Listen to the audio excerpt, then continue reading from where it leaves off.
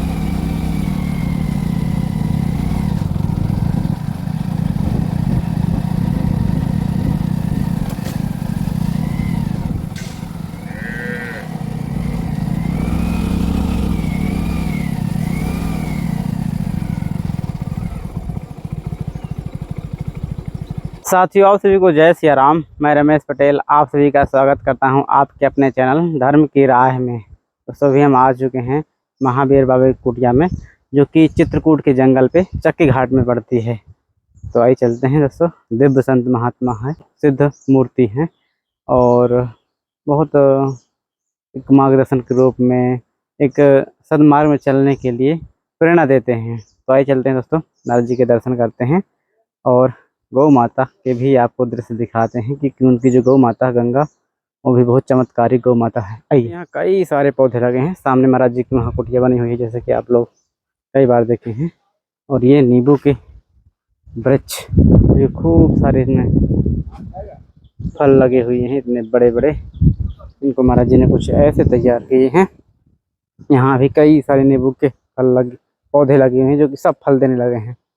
ये आम का इतना बड़ा पौधा हो गया है। ये कुटिया है और ये गौशाला है।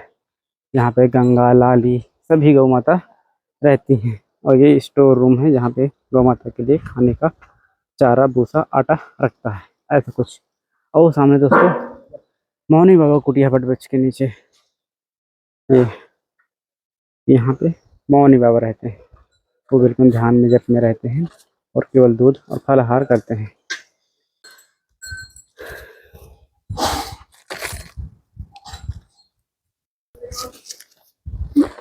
दोस्तों ये गौ माता के लिए पशु आहार वहीं पे गौशाला पे दोस्तों रख देते हैं इसको। दोस्तों यहाँ पे महाराज जी का स्टोर रूम है पूरा, गाय के लिए जो लगता है।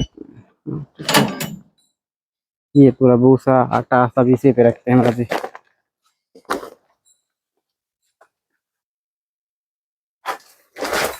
ये दोस्तों महाराज जी गौ माता गंगा, जो कि एक चमत्कारिक गौ माता है। कामधेनु जिसे बोलते हैं दोस्तों, जो महाराज जी कामना करते हैं वो महाराज जी को ये दिला देती है।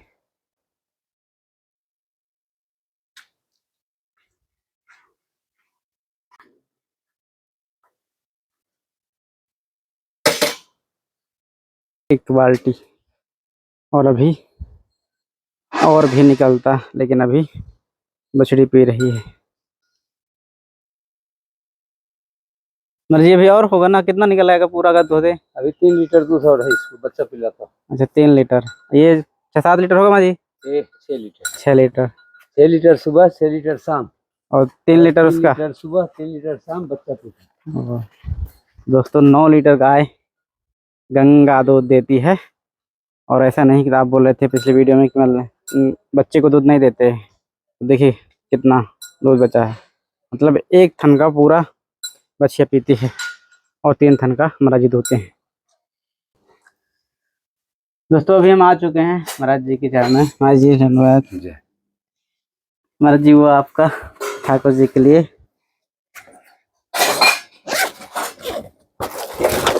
बहुत अच्छे दिन को लाए हो महाराज जी, और आज ही से भोग लगना शुरू हो जाएगा ठाकुर जी को। ये सब 10 रंग के आदमी आते हैं, सब मेरा थाली कटोरा गिलास सब एक रंग कर दिए थे। ठीक। हाँ बहुत सुंदर, ठीक है ना माँ जी साइज? बहुत सुंदर। और ये माँ जी था, थाली भी ठीक है। ये गिलास में छोटा, इससे बड़ा नहीं ठीक होगा। है। भगवान, अरे शुद्धता चाहिए। भगवान थोड़े 2 गिलास पानी पीते हैं। शुद्ध होना चाहिए पात्र, पानी शुद्ध होना चाहिए जी माँ और जी। पुजारी शुद्ध होना चाहिए। हाँ ये है हाँ माँ जी, ये पीताम्बरी है, वो धुलने के लिए बोले थे, उसको तो दे दिया उसको भी, कि अगर कोई बात नहीं, साफ करने के लिए। ठीक है, दे दिया तो ठीक है। इससे पहले गुजरात वाला मेरे पास 1 किलो का पैकेट पीताम्बरी लेके आया था। अच्छा। इसी में सारा पात्र जो है माँ जी तो साफ इसको सुफ गारंटी के साथ बोला वो, तो इसको रखे रहिएगा, जैसे कोई दिक्कत होती है तो फिर वो बोला कि मैं। माँ जी है ना, शुद्ध है ना? हाँ ठीक है। कांसा ही है ना माँ जी? दोस्तों ये कांसे के पात्र हैं, कांसा कैसा है, खूब सुंदर भगवान का वर्ण भी बना है। हैं? ऐसे ही काला काला रहता है जी, साफ साफ नहीं होता है? नहीं, ऐसे धुलते धुलते साफ होगा। अच्छा। धुलते मांजते ये बिल्कुल एकदम शीशा की तरह चमकेगा। जब नित्य इसकी धुलाई होगी सब चमकेगा, इसी के जैसा ये भी चमकेगा, सबसे ये भी चमकेगा। एक बार खाली इसको पीताम्बरी से धो देंगे, एकदम शीशा इसके सामने फेल है। अब हुए 1 गिलास 1 कटोरी और है तो उससे बाल भोग होगा, और ये से राजभोग ठाकुर जी को लगेगा। हैं? क्योंकि अब नवरात्रि आ रही है, पितर पक्ष से पहले मैं इनका उपयोग कर दूं। बहुत अच्छा दिन को जो भी भगत सहयोग किया होगा भगवान में से। नहीं माँ जी, ये सेवा हमारी तरह आपने तुम्हारा तो तुम भी तो भगते हो, तुम कौन सा साधु? आप बोले कि आप जो भी भगत यानी कोई भी, तो कोई में तू आ गया। हाँ, ये तो तुम अपने तरफ से लाया था, मैं तुम्हें बोला भी था ये सेवा तुम अपने तरफ से करना। नहीं, भगवान तुम्हें खूब सुमति दे और खूब सत्संग में तुम्हारी जिंदगी दिनचर्या बीतते रहे, यही मैं कामना करता हूँ। कामतानाथ जी से ये कहता हूँ, हे भगवान रमेश को कभी किसी तरह का शारीरिक कष्ट मत देना, बाकी वो सब संभाल लेगा। ठीक है, शरीर से स्वस्थ रहोगे तो तुमसे बड़ा राजा कोई नहीं है। नाथ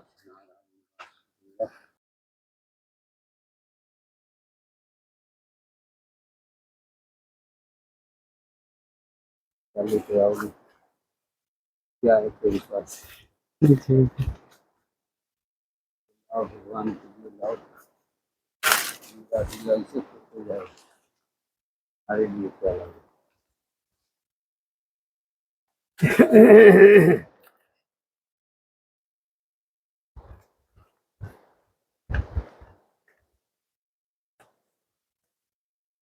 दोस्तों आप लोग भी मंदाकिनी मैया के दर्शन कीजिए, और इस समय धारा तेज है कुछ।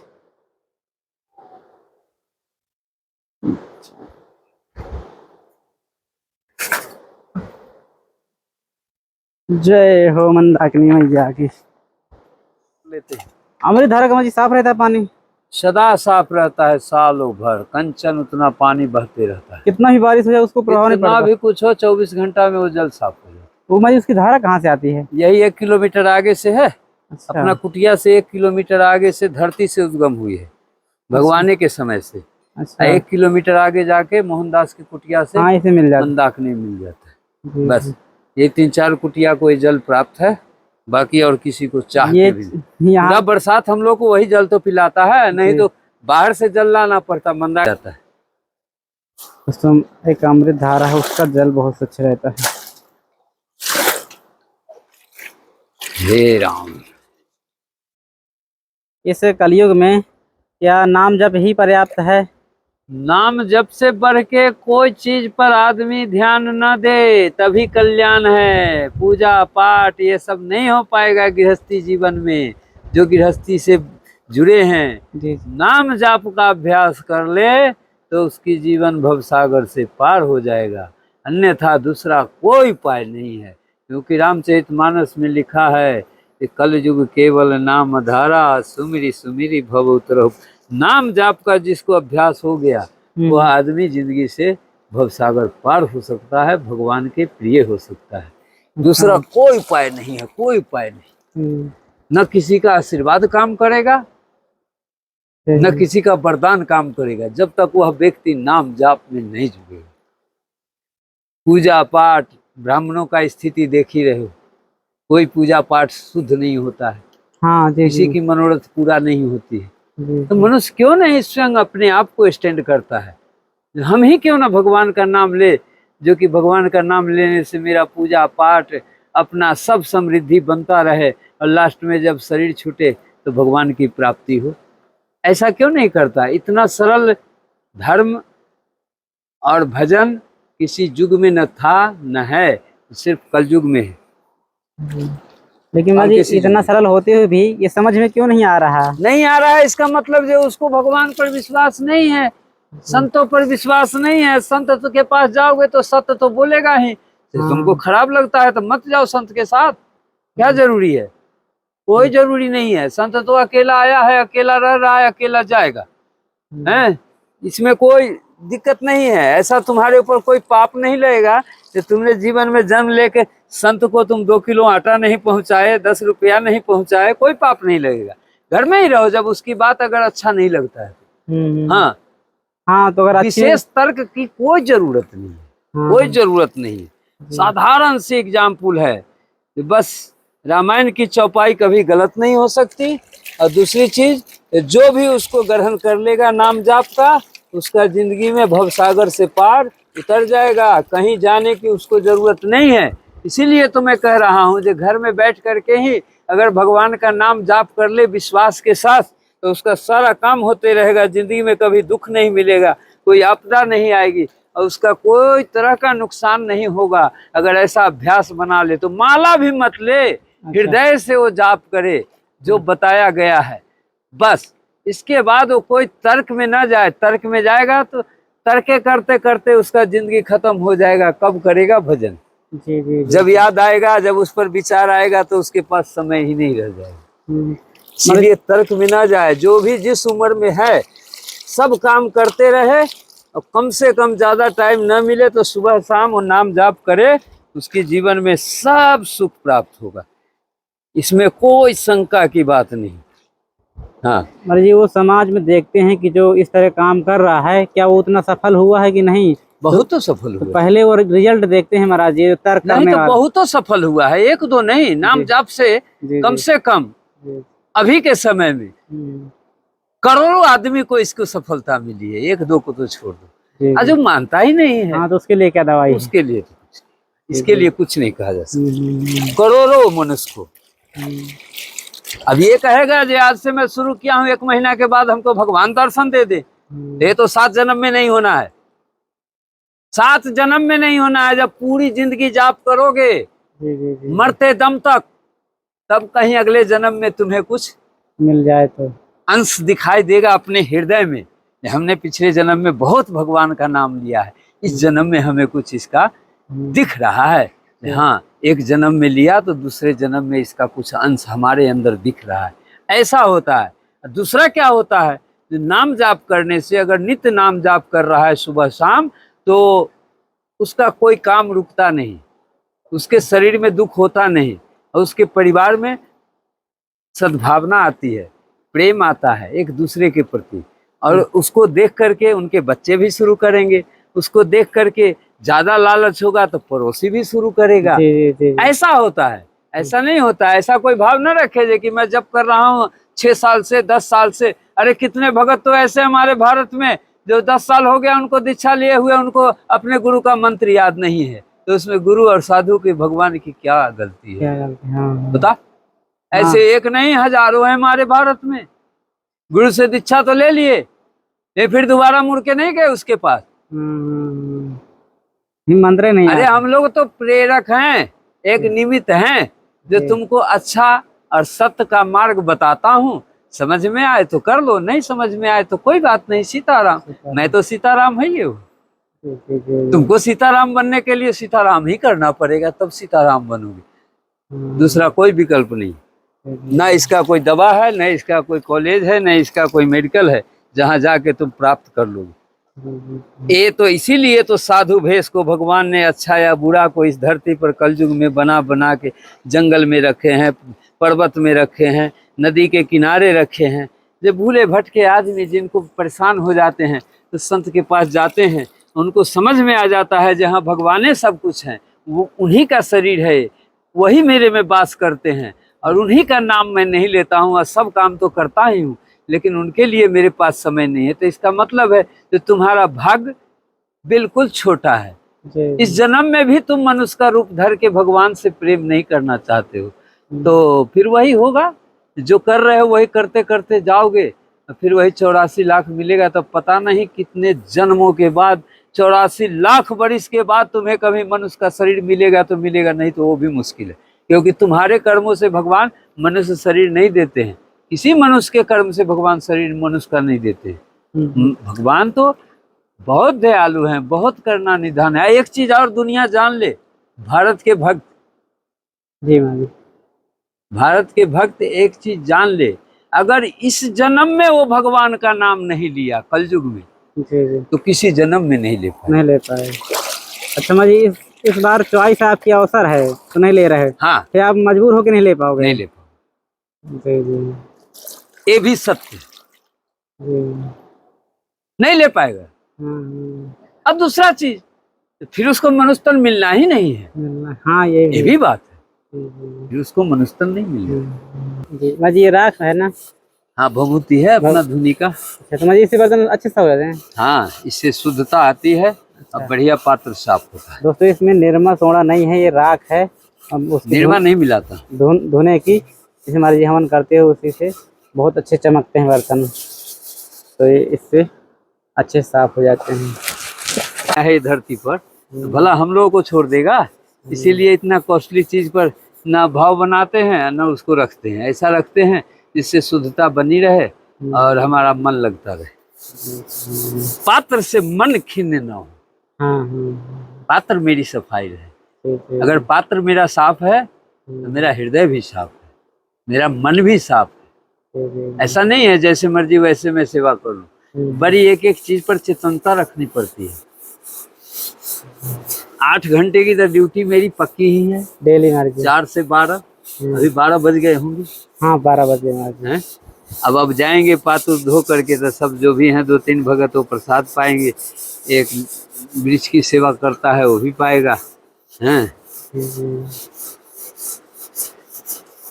कोई ना कोई महाराज जी रहा आ ही जाता है हमारे पास शुरू से। 2-3 मूर्ति रही आती है, कभी खाली कुटिया नहीं रहता। एक आध दिन अगर कुटिया खाली हो गया तो समझ ले बहुत बड़ी बात, नहीं तो दूसरा दिन तक किसी न किसी को आना ही आना। अब उस बार ऐसे 2 लोग कोई दूसरे थे, इस बार 2 लोग कोई आ गए। हाँ, अभी फिर 2 लोग 2-3 दिन के बाद आ रहे हैं। तो अभी वो जो अयोध्या के आए थे वो चले गए कल? हाँ, वो चले गए, परसों गए। हाँ परसों गए। हाँ तो सबको उन्हीं के आशीर्वाद से तो सुमति आई, जी जी, श्रद्धा आई, जी भगवान के प्रति प्रेम आई। वैसे ही अगर सब नाम ले करके ही अगर संत से जुड़े रहें, प्रेरणा तो संत ही देगा। ऐसा कोई अगर भगत सोचता होगा जो मैं डायरेक्ट भगवान से कनेक्ट करके अब भजन करके अब खुश हो जाऊं, बड़ी मुश्किल है। एक निमित्त तो चाहिए, बिना निमित्त का तुम वो सीढ़ी पर नहीं पहुंच पाओ, उतना ज्ञान ही नहीं है। हाँ, और ज्ञान होगा पैसा कमाने का, हर काम करने का, लेकिन इस मार्ग में बिना निमित्त का तुम उस जगह पे नहीं पहुंचोगे जहां पर तुम्हारा ध्यान हो, कदापि नहीं। उसके लिए तो तुम्हें निमित्त बनाना ही पड़ेगा। जैसा अभी मनुष्य का स्थिति देखा जा रहा है ना, जो मनुष्य चाहता है अरे इतने महात्मा है, एक से एक सिद्ध हैं, ये हैं वो हैं, मैं जाऊंगा तुरंत हमें आशीर्वाद दे देंगे और तुरंत मेरा मनोकामना पूरा हो जाए। ये कभी किसी युग में ना हुआ है, कोई संत नहीं किया है। इस बात को याद रखे कोई। हाँ, यहाँ कोई चमत्कारी नहीं है। करो पाओ, नहीं करोगे नहीं पाओगे, क्योंकि साधु ने भी जीवन भर बच्चे से यही करके कुछ आज पाया है, तो तुम उससे पूछ रहे हो। अगर वो ना किया होता, सिर्फ भंडारा खा के दक्षिणा लेके रहता, तो तुम मेरे पास नहीं आते। उसने भी कुछ करके पाया है। जब तक वो तुमको जानेगा नहीं, तुम उसको जानोगे नहीं, तब तक कहाँ आशीर्वाद मिलने वाला है, कहाँ तुम्हारा कोई काम होने वाला है, कदापि नहीं। और जो बताएगा वो तुम घर जाके भूल जाओगे। हो गई, जितना देर गए आए उतना ही देर तुम्हारा साधु साधु है। इसके बाद तुम उसका कोई बात का आचरण नहीं किए, अनुकरण नहीं किए बिना पैसा का, तो क्या करेगा साधु। अरे राजा दशरथ को भी पुत्र की जरूरत पड़ी थी तो गए थे पैदल, नंगे पांव चप्पल पहन के नहीं जंगल में पुत्र मांगने। उनकी वो माने कैपेसिटी थी जो साधु, कोई भी साधु भारत के धरती पर है उसको बुला सकते थे अयोध्या, लेकिन उन्होंने ऐसा नहीं किया। अभी के तो राजा दशरथ से ही बड़े बड़े राजमहल में बैठे हुए हैं, जो फोन पर उनको आशीर्वाद चाहिए, फोन पर वरदान चाहिए, फोन पर उनकी सारी समस्या का समाधान चाहिए। ऐसे मूर्ख से बात करके क्या लाभ। सब काम करने के लिए उनके पास फुर्सत है, लेकिन आपदा विपदा के लिए जहां से हमको जाएंगे तो समस्या समाधान होगा, आने का उनको समय नहीं है।